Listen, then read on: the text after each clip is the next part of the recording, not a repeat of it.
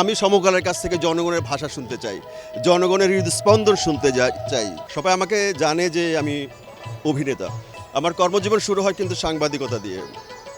আমি দীর্ঘ এক যুগেরও বেশি সময় ধরে জার্নালিজম করেছি এবং পেশাগতভাবে জার্নালিজম করেছি।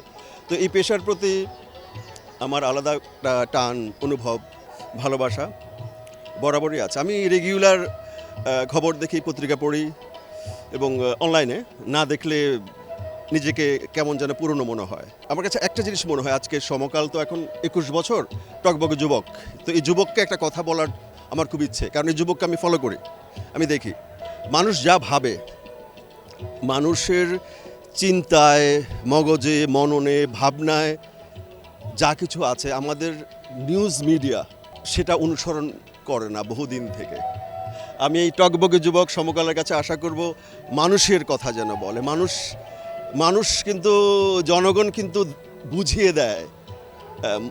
জনগণের ভাষা যদি না পড়া যায়, আমার কাছে মনে হয় মিডিয়া তখন মিডিয়া হয়ে ওঠে না। মিডিয়া তো হয়ে ওঠে জনগণের ভাষা নিয়ে। আমি সমকালের কাছ থেকে জনগণের ভাষা শুনতে চাই, জনগণের হৃদস্পন্দন শুনতে চাই। জনগণের ভাষায় যেন কথা বলে সমকাল, সেটা প্রত্যাশা করি। শুভ জন্মদিন, অনেক অনেক প্রত্যাশা।